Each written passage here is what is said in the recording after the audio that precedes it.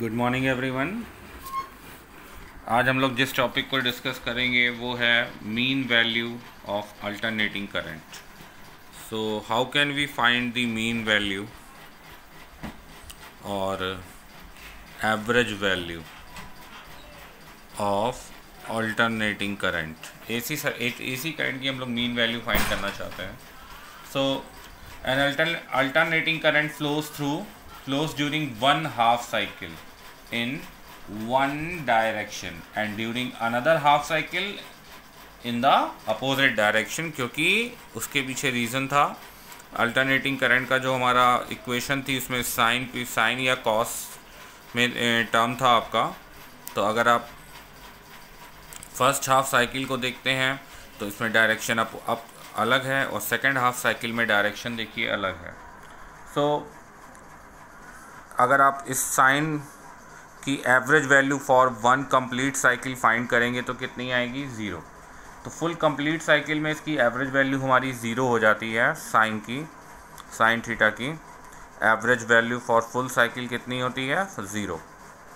तो जब साइन की एवरेज वैल्यू फुल साइकिल के लिए कितनी हुई? ज़ीरो हो गई।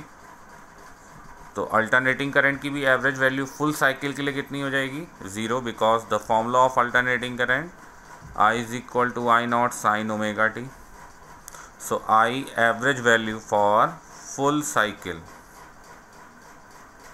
कितनी हो जाएगी? ज़ीरो। सो इसलिए हम लोग इसको फुल साइकिल के लिए ना निकाल के हाफ साइकिल के लिए फाइंड करते हैं। तो for half cycle what is the mean value और average value? How can we find? तो देखिए डिफरेंट टाइम पे आई की वैल्यूज़ डिफरेंट हैं, इसलिए इसको हम लोग सम एवरेज में हम लोग सम निकालते हैं। तो सम के लिए यहाँ पे हम इंटीग्रेशन करेंगे 0 to t/2। आप कहोगे 0 to t/2 क्यों किया? यहाँ पे आपका हाफ टाइम पीरियड t/2 हो गया, तो हर सेकेंड आपकी वैल्यू चेंज हो रही है हर मोमेंट पे। तो आई की टोटल वैल्यूज़ कितनी मिलेंगी? t½ मिलेंगी। जैसे यहाँ पे 10 सेकेंड होता तो आई की कितनी वैल्यूज़ मिलती? 10 वैल्यूज़ मिलती। यहाँ t½ है तो आई की कितनी वैल्यूज़ मिलेंगी? t½ मिलेंगी। सो एवरेज निकालने के लिए फर्स्ट हमने सम फाइंड किया I D T integration with respect to 0 to t/2 upon total number of I कितनी थी? t½ तो अगर आप यहाँ पे t½ करते हैं तो यहाँ पे कितना हो जाएगा? 2/t। आई की वैल्यू रिप्लेस करेंगे तो I value is I naught sin omega t and then dt। 2/t I naught outside आ गया, 0 to t½ sin omega t dt। अब साइन का integration with respect to time कितना होता है? Minus cos omega T and coefficient of time t is omega. So we get 2/t into I naught upon omega and minus cos omega t 0 to t/2 0 to t/2। ठीक है, तो ये values अगर हम replace करते हैं तो omega का फॉर्मूला 2π/t होता ही है। तो ओमेगा को अगर आप 2π/t से रिप्लेस करें तो t एंड t कैंसिल हो जाएगा। माइनस साइन मैं आउटसाइड ले ले रहा हूँ, ये वाला cos omega is 2π/T and upper limit capital T/2। Cos t की जगह 0 रिप्लेस करेंगे सो कॉस 0 -1। तो t and 2 cancel, 2 and 2 cancel, cos pi की वैल्यू -1 होती है तो कॉस 0 की वैल्यू 1 होती है। सो फाइनली वी गेट -2I0। 2 से 2 भी कैंसिल हो गया तो -I0 डिवाइडेड बाय पाई, ये पार्ट बचा। यहाँ पे -1 तो -2 और -1 ये दोनों मिक्स होके आपके +2 हो जाएंगे, +2I0 अपॉन पाई। ठीक है, और जब आप इसे सॉल्व करेंगे तो ये आपकी आ जाएगी 0.637 I0। तो this is the average value of I for half cycle. ठीक है, ये आई की एवरेज वैल्यू हो गई हाफ साइकिल के लिए। ठीक है, उसके बाद जो सेकंड कंडीशन है वो हमारी क्या है कि फुल साइकिल के लिए आप क्या करेंगे। तो अगर आप फुल साइकिल में आई की वैल्यू फाइंड करना चाहते हैं तो उसके लिए हम लोग क्या करते हैं, सबसे पहले हम लोग उसके लिए root mean square value find करते हैं। तो ध्यान से देखिएगा, what is root mean square value, it means IRMS value.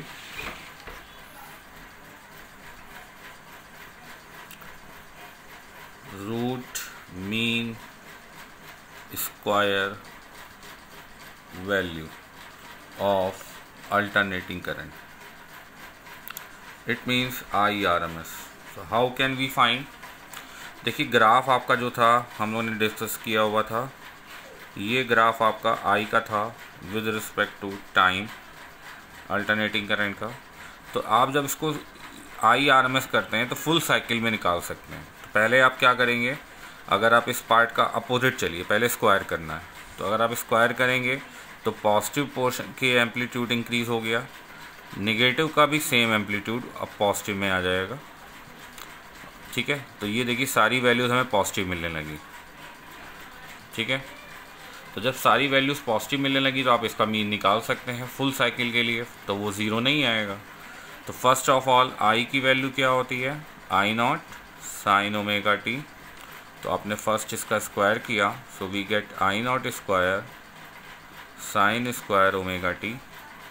Then आप क्या करेंगे, इसका मीन निकालेंगे फॉर फुल साइकिल। तो फुल साइकिल में 0 से t सेकेंड है, तो टोटल टाइम 0 to t है, तो total number of current values भी आपको 1/, टोटल वैल्यूज़ ऑफ करंट भी कितनी मिलेंगी, t मिलेंगी। अब आप इसे इंटीग्रेट करेंगे I0 स्क्वायर को dt के रिस्पेक्ट में, so we get 1/t 0 to t I square value is I0 square sine square omega T dt।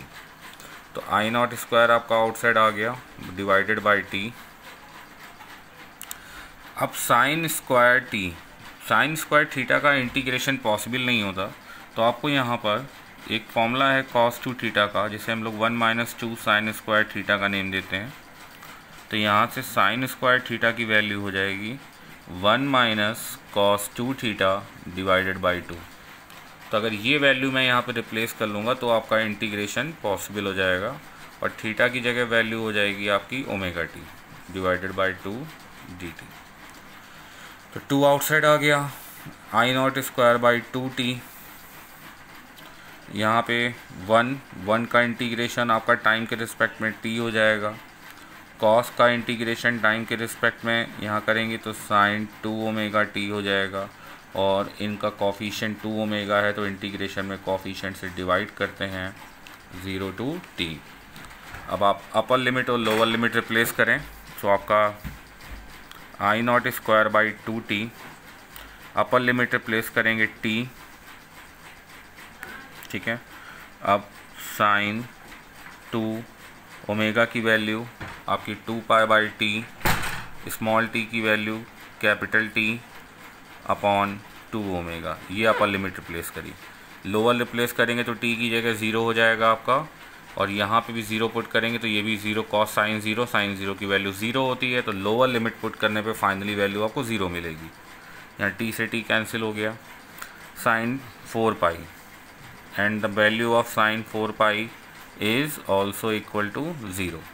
So finally we get I0 square into t upon 2 पाई।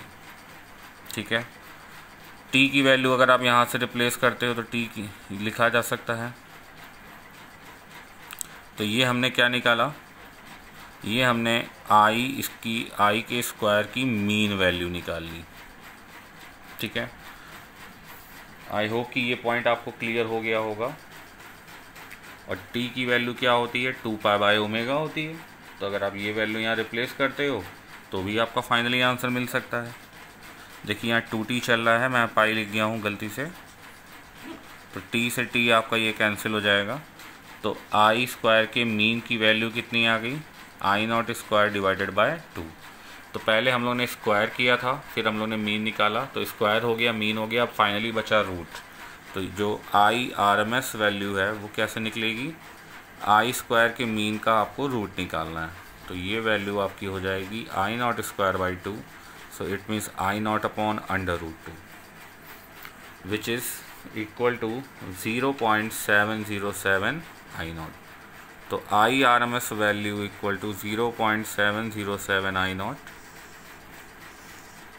ये I की alternating current की RMS value हो जाती है. I hope कि ये video आपको clear हुआ होगा. अगर इसमें कोई डाउट हो तो कमेंट करिए, अदरवाइज़ लाइक करिए और सब्सक्राइब करिए.